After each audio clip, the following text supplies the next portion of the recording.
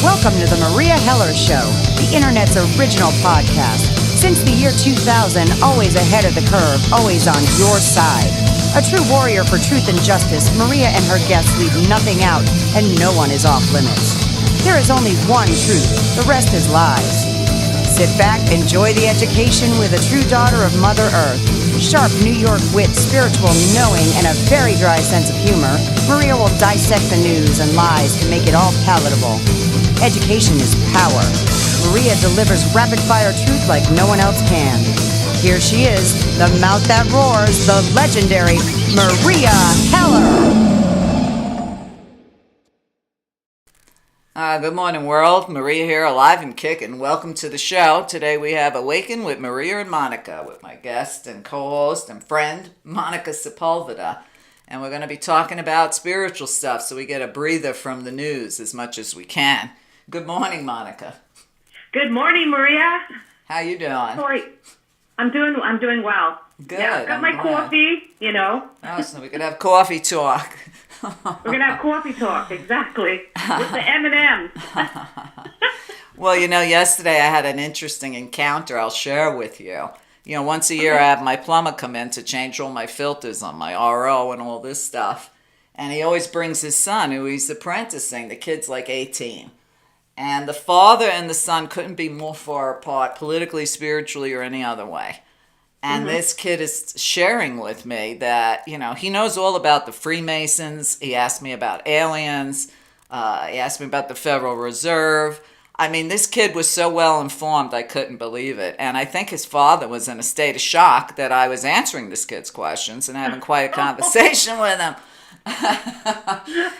And then he said, from the last time I checked out your YouTube channel and I've been surfing it and, I'm learning a lot. And what do you think about this? And are we really living in a matrix?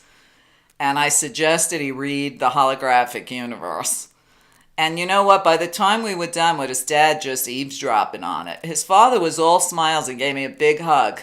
And when the kid was leaving, I said, listen, if you ever want to just come by and talk about these things, you're more than welcome. Because to me, teaching young people, especially informed young people, who could ask for more? Oh, you bet. And that was not a coincidence yesterday. No, and his father said, wow, if she's willing to talk to you, you should take her up on it. But you know what? I meet a lot of kids this way. I spent Friday night with an 18-year-old boy, a separate 18-year-old. Oh, you did, Meria. Well, not that way. He was a son of one of my friends, and she had to go out, and I was taking my granddaughter to dinner, so I forced him to come along. But you know what? After a short while, I changed his whole perspective on his own life. And that leads me, wow, what a great segue. I didn't even think of this before the show. One of my listeners has asked, how do you find your life purpose? How do you get passionate? How do you get to the level of Monica, Meria, or David Icke? And what's interesting, it's almost like I can answer that question so much clearly now that I remembered Friday night. Well, that's why I said it wasn't a coincidence. Right. So here's this young man.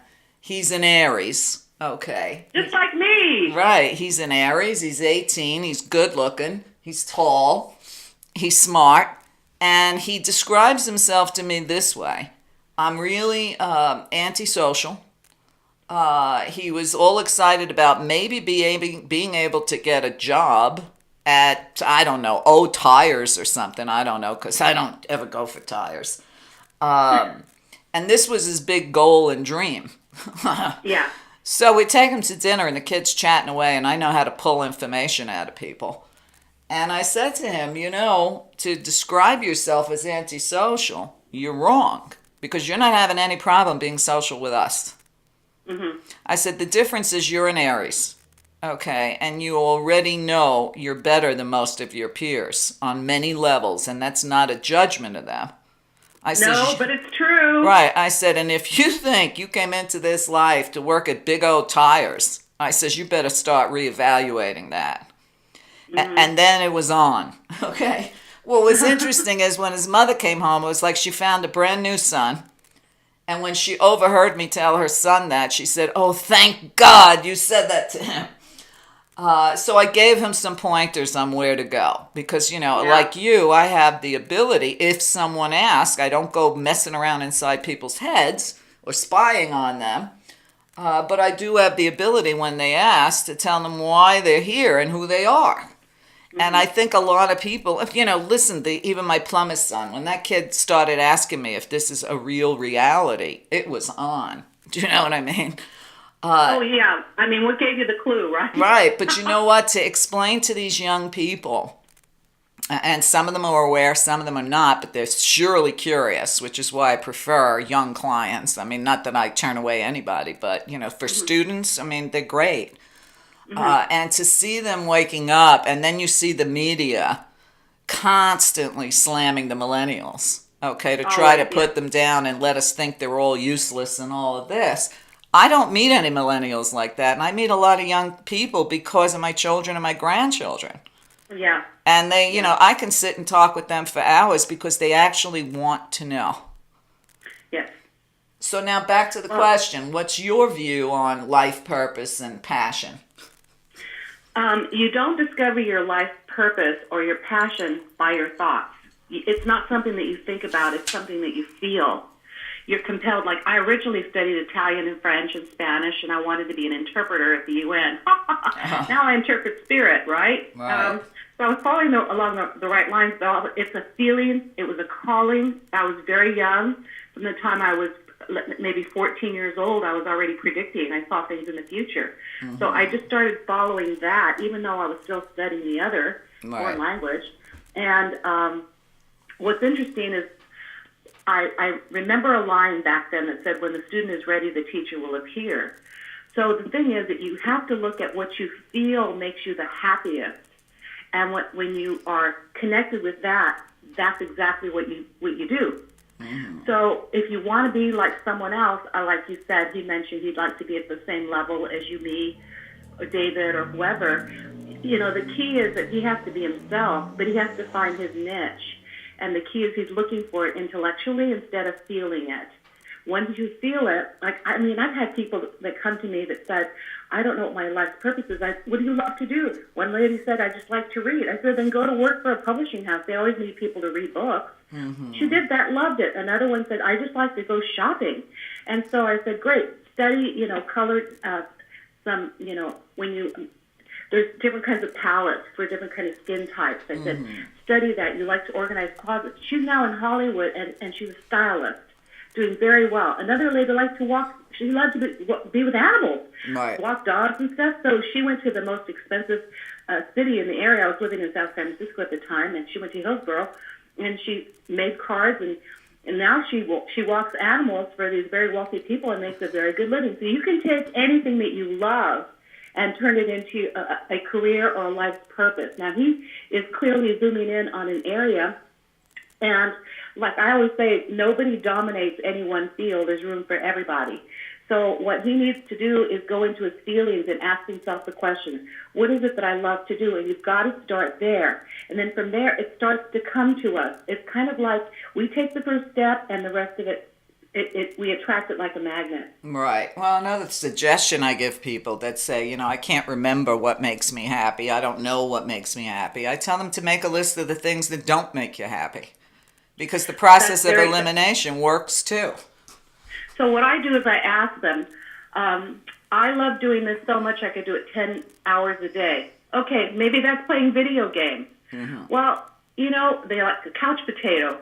Okay, so you like viewing things. So maybe you could go to work, with a company where they need people to be watching things and giving their opinion. I mean, there's so many things we can do, and we're not limited.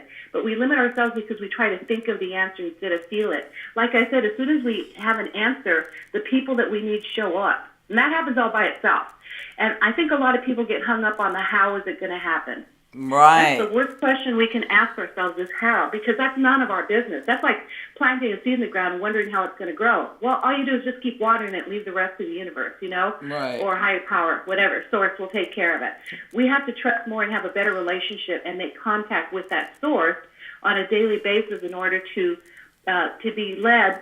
And the lead that I'm talking about is receiving the information intuitively, which means get out of the left brain go into the right brain, open up that pineal pituitary gland, and allow that information intuitively to come to us to give us the answer. But people don't know how to do that because of their emotions.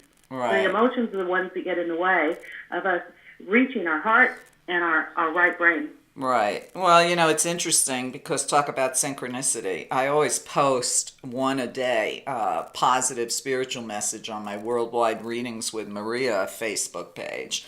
And today's I put up, that thing we call intuition, it's your soul. You can trust it. Yes, exactly. That's exactly, because it doesn't lie. It doesn't know how to lie, but the left brain certainly lies and torments us. And when people get stuck there, they keep going, I call it looping, this mental looping. And you keep thinking of the same thing over and over again. I just tell, shut the fuck up. Right. Right. Get out of your... Well, if people look at every time they didn't listen to their intuition and the results, that would, I think, help them trust it more. And a lot of people ask me, how do you know the difference? I said, okay, here's the way it works. It's not that hard. Intuition comes through with ideas, and ideas that you're capable of achieving. It can never give you an idea that you're not capable of achieving, like I'll never be a rocket scientist. So I would never receive that information. So therefore, it gives you ideas of what you're capable of doing, and most people then go, but what if it doesn't work? What if I can't learn? What if I'm not able to do? What if? Right. And that's the left brain interfering. And as soon as that happens with those thoughts, the emotions kick in of fear and worry and feelings of not being deserving. And then the person says, oh, well, I guess, maybe it's not right for me. The key is when you first get the message with the idea, immediately take action. I learned to do that a long time ago, and my gosh, the results are like almost instant. It's really interesting. So I always tell people when that happens, write down what came to you, take action, do not question it, do not do anything. Just go for it. Just start taking the first steps and the rest will follow. Exactly. And like I said earlier, sometimes making a list of the things you don't want or don't like helps. But, it's kind of interesting because now that he asked that question this morning, I realized how many other people have asked me that question this week. So actually, right before the show, I was finishing up a little email read for one of my clients overseas, and she's been a stay-at-home mom for 10 years. And now she's got to get back out there because her relationship ended, and she doesn't know what to do. And she wanted to know, what am I passionate about? What do I do? It's kind of funny. Right. But it was interesting because when I looked, at her timeline, I saw that, I gave her what I saw. Anything in the arts, anything in the healing arts would make you happy. Because what I've learned is there's no sense working, 40 hours a week for your entire life at something that makes you miserable. Oh, yeah. I left that in 1977. Well, I always tell people my last job was in 1977. my last job was in 1985. I remember the day. I was so happy. I remember I was married at the time, and I had this really moron for a boss who was actually jealous that my skills and brains were smarter than his. And my sister. That's why you should be self-employed, Meria. Well, I've been self-employed since '85. But what was interesting is that I started in '77 with $100 in my wallet and no clients. Well, I remember coming home and telling my husband, you know what, I've been working since I'm 13. And at that time, I had just started painting. I had just started reading tarot cards. And I said to him, I'd like to take the summer off to see if I can make a living with my art. And I see both of the things I do, painting, spirituality, my show, everything to me is my art. Yeah. And, since we were married, it was only fair to ask, what do you think? Could I take a summer off? And that was it. It was the longest summer on record. So I actually have a message for you.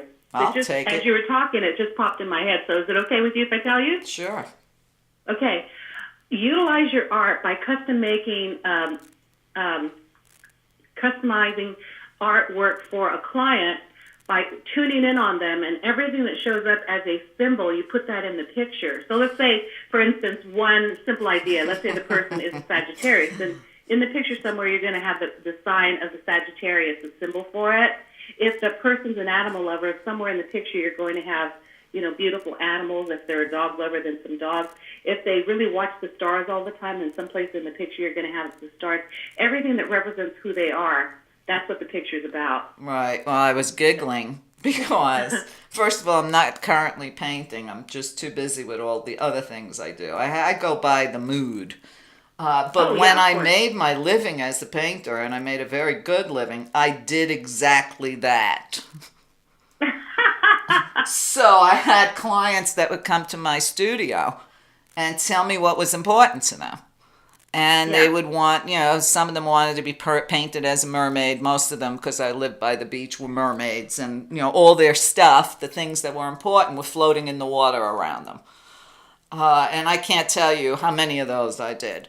And how well received. And then I got to the point where I started putting Reiki symbols behind my painting so that people that bought the painting would benefit from the Reiki energy emanating from the painting. Exactly. Yeah, almost subliminal, but yet right there. Right. Yeah. But I get it because whatever we look at, when I was raised, my mother always had motivational, inspirational quotations all over the house. You open the cupboard to get the dishes, quotations inside the cupboard, inside the medicine cabinet, on the mirror in the bathroom, in the refrigerator outside.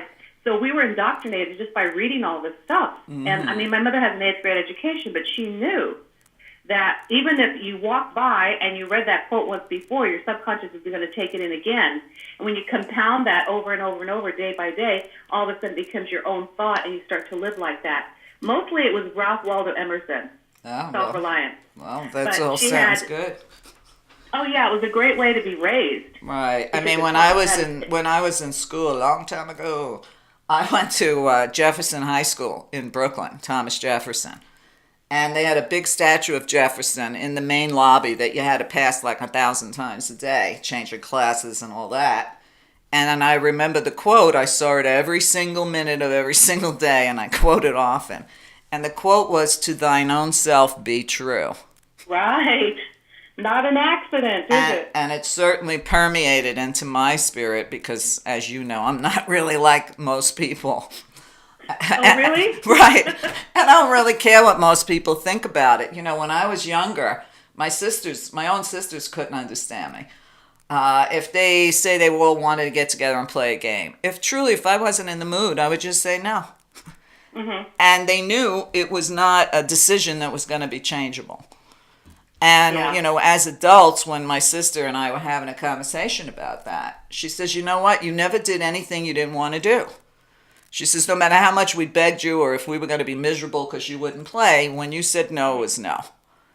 And that's pretty much how I live my life. I don't do anything I don't want to do. And I obviously was that way, probably right out of my mother.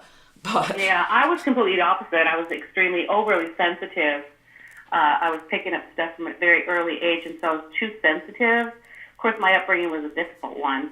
But, that's due to my past life that I had, which was interesting. And, good segue, huh? Yeah. Anyway, and so... Another good segue. Yeah, and so I realized when I thought I was being victimized, it was actually, I was paying off karma from a past incarnation. And a lot of people ask me, how come we don't remember our past lives and incarnations? I said, because it would drive us mad. We can't even deal with what's happening in this lifetime. Right. And we're traumatized, and people end up on medications, seeing analysts or whatever. Can you imagine having total recall of all your past lives?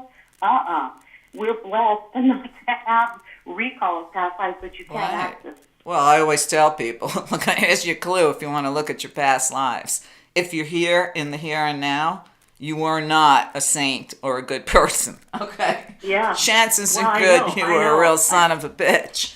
All right. Yeah, I had a past life where I was pretty brutal, and in this lifetime I had to pay a lot of karma, which is why my work is completely dedicated toward humanitarianism and helping other people to the expense of my own personal life. I didn't have one. Never got married, never had children.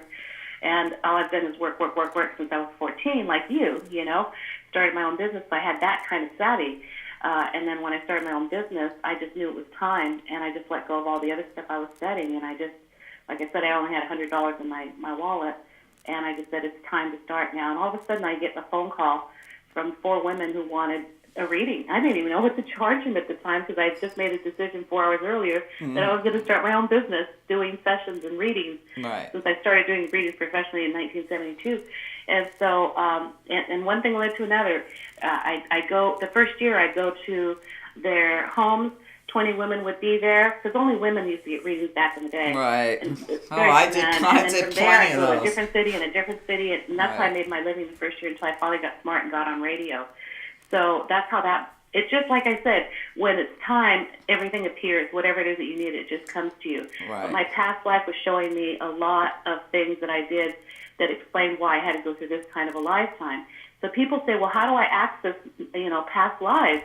Well, first of all, a lot of things that are happening in this lifetime, whether they be a phobia, a hatred for a particular culture, or a dislike, an intense dislike for certain things. And like I couldn't stand any Asian things around me. And I went to that past life, found out why. It was Japan, and I was a servant. And so I thought, no way. This way, as a female, I'm a very strong female now, but I had to grow to get to that place. But I saw that past life, and you can dream about it. You can ask for that to come through in a dream state, and you will. But be ready, because you're going to see some things that you may not like. I also love to sing, and I'm a very good singer, actually. That would have been my second choice if I didn't do this work, but this one outweighed it. So I saw myself in my past life living in the early, it was the late 1800s, and I was an Italian opera singer, and I remember being on stage and singing and having a great voice and getting the applause.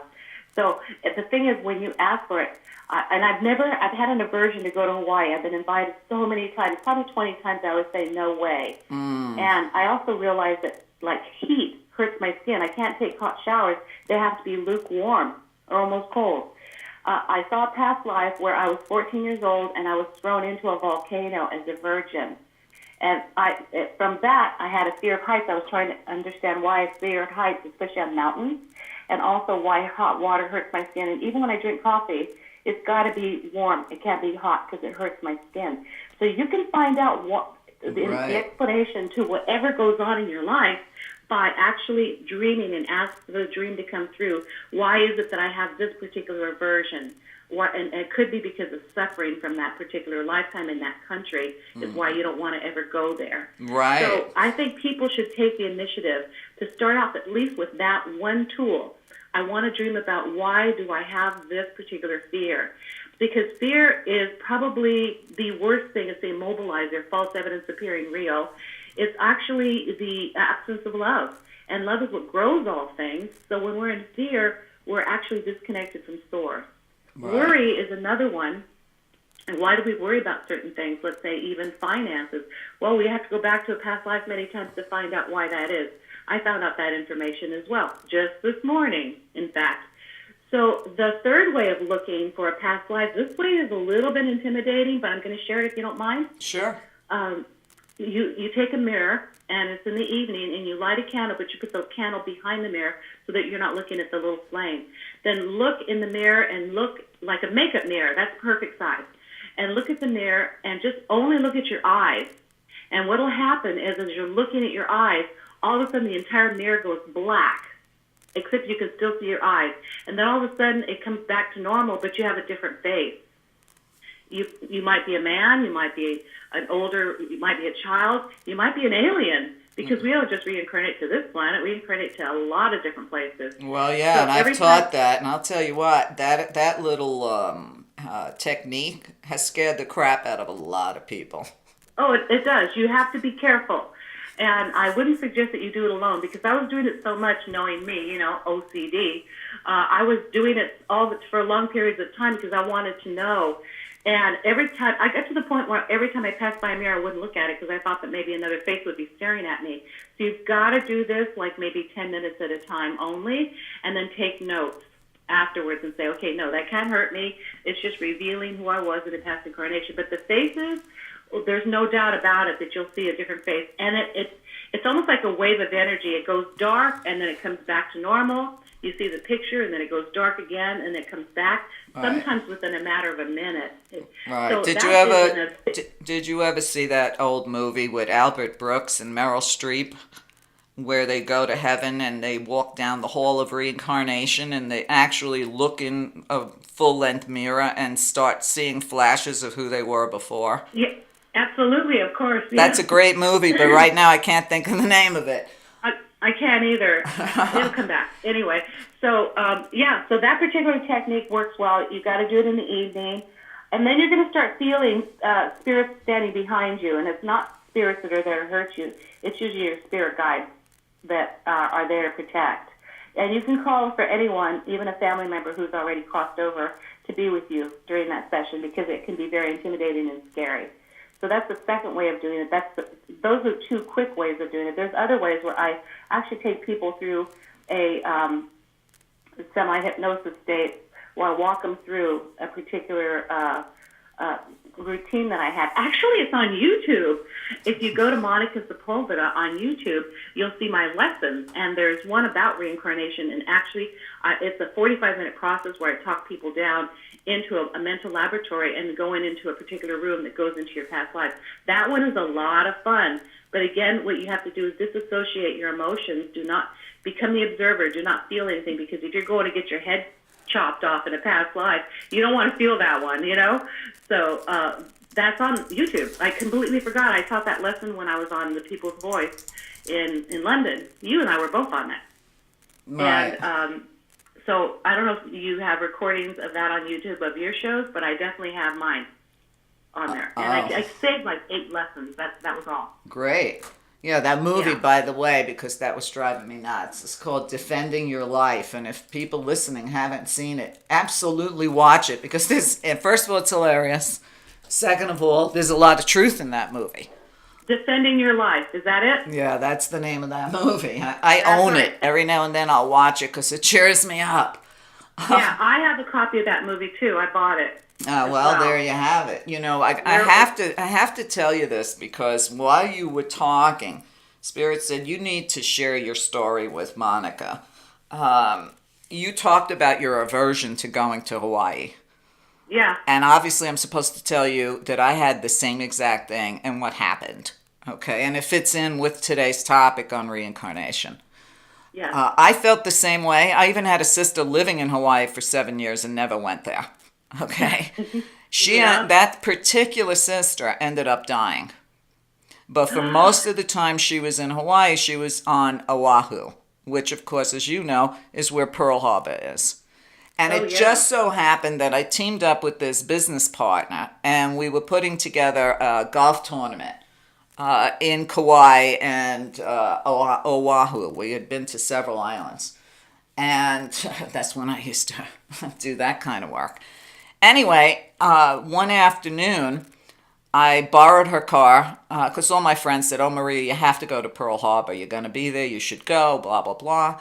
So I borrowed a car and I went to Pearl Harbor alone. Now, on the drive to Pearl Harbor, gorgeous day, I'm driving an expensive convertible, right? Yay, the wind in my hair. And on the radio station I was listening to, which was oldies from like the 60s and 70s. Yeah, when the music was good, right? Right, but out of the blue, totally out of field, left field, one of the old songs by the Platters comes on. That was It's Twilight Time. Okay. Oh, God, that's so good, yeah. All right, because that's important. Now, my mother used to sing that, so I thought, oh, okay, is my mother visiting with me? Okay, well, enjoy the song. It came out of nowhere. Well, I get to Pearl Harbor, and the feeling of heaviness that came over me, I can't even tell you. And I'm walking through the museums before you see the film that they force you to watch. And as clear as day, I see my sister that crossed walking through the gift shop. And, for me, it seems so normal, I start following her. But then she kind of disappeared, and the next thing I know, I'm watching this film of how the Japanese bombed Pearl Harbor, the commemorations, and how everybody goes there once a year, and on a small piece of paper, you write the name of one of the sailors that died, you throw it off the ship with a rose, And I'm looking as they're pulling all these old names from the original footage of Pearl Harbor. And I see a name, right offhand, I don't remember his whole name, but his name, the last name was Lee, Lee. And here I am, I'm on, I think it was the USS Arizona, right? And I live in Arizona. And I see the name Lee, and I see it a couple of times. And, and I get electrified in the theater. When that name came up on the screen, I got shot with like a bolt of lightning. That's what it felt like. So I'm like, okay, let me write that down. It must be important. Let me write it down. The next thing you know, we're on the boat. You have to take a ferry to get out to the ships. Mm-hmm. I'm all alone. I mean, there's hundreds of people on this boat. I start crying like nobody's business. I mean, people wouldn't even approach me. I must have been bawling out loud, and I really didn't know why. And when I get on the ship and I start looking out at the island, in my head, I said to my sister, oh, I could see why you like living here. And then the movie starts, because I get stuff like a motion picture. And it seems this kid, Lee, was on that ship with his brother. And they were both young. They looked Polynesian. I saw the whole thing. And the next thing I know, I felt like I was inside one of their bodies. We were in the engine room. And we heard the bomb, and we looked at each other across the room, and we both just exploded. Well, now I'm really going nuts crying, okay? Because that was a past life I was shown. And it's interesting because that happened on her birthday. And she reincarnated, within 20 years of that. She was back on Earth. Mm-hmm. Probably because she had an unfinished life. But the interesting thing was she spent her whole life growing up wanting to go and live in Hawaii. And I felt the total opposite. So I assumed because she had her life cut off short, she wanted to finish it there. And I did, because my life was cut short, I didn't want to be there. Meria, what an interesting story, because now I'm starting to see where you and I connect. Right. That's why I'm telling you the story. I died in World War II, but mine was in Auschwitz. And I actually went to Auschwitz, just like you went to Hawaii. I went to Auschwitz-Birkenau, where I'm buried. And I started bawling when I was there as well, too, because I knew the things that I had done were not good things. Right, but you know what? When I was crying, I had no idea why. It started before I even got there, before I even had what I'll call a vision. Yeah. And then I looked up the two names, and it ended up that they were indeed brothers, because there's a lot of records there. My mother, think about it, my mother, an Italian woman, I think my sister was born in 1951 on December 6th, gave my sister as a middle name the name Lee, Lee. Oh, gosh. Okay. Interesting. I mean, and then I looked at, the day of Pearl Harbor was her birthday, X years later. You start... 7th? Right. Well, she was on the 6th, so she was there for the big ba-boom. Oh, wow. But when you look at it and then you start doing some research, listen, like you said, people need to be careful when they go researching, because you need to be at a certain spiritual level just to be able to handle what you're going to get. Oh, but it does explain. It's worth it in the long run, because it does explain our lifetime now, because we are sum total of our past lives. Exactly. So I noticed that it explained my life completely. And the point I was trying to make is that you and I have a past life in World War II, which would have been, for me, Nazi Germany, for you, Japan. And those are the two countries that were aligned, because they were left out of the Treaty of Versailles after World War I. So they became allies. And it's very interesting how yours is in Japan and Hawaii, or Hawaii rather, but the Japanese were the ones that threw the bombs, and I am in Nazi Germany and Auschwitz and I was Polish, Jewish. But anyway, to me, this is one of the things I wanted to address, and I'm glad that you're talking about your past life, because I'm now seeing how we're connected in a particular era. And I want people to start researching their past lives, because it's going to help you understand your fears, your phobias, your hates, your loves. When you have a passion towards something, even this guy that asked you the question, what is my purpose? You know what? If you start investigating your past lives, it's going to move you closer to that. Right. Anyway, able to Monica, see we have what to it is. take a short break. We'll be right back. Stay with us. I may even have a couple of more suggestions for you. I'm sure Monica will. Hi, Meria here, and I have a message due to the pressure of the times we're living in. I'm calling on all students and millennials to get the education they need to fight the fascism taking over our world. I've made a special subscription offer for students and for seniors on a limited budget. For just $9.99 a month, you can subscribe and get that education. Over 500 hours of real education that's necessary to understand the world, the problems, and the solutions. Remember, knowledge is power. Together you can change the world, but to do so, you must be informed of what's really going on and have real facts to support you in your endeavors. It's time for all the grandmothers to take a stand and teach the younger generation what their life could be and how to get there. Help me help you. One person cannot do it alone, and the guidance you seek is right here at www.meria.net, meria.net. Your generation is the generation we've been waiting for, so let me help you. Thanks for listening. Hi, this is Maria Heller. If you're enjoying this show, please consider listening to the rest of it, along with hundreds of other hours of education, by a small subscription on my site. Get over to meria.net, meria.net. You are the only thing that supports this show. There's no corporate control, and there's plenty of education on site. So please consider either a subscription or a donation to keep the work going. There are too many alternative voices out there that are being silenced because of lack of support.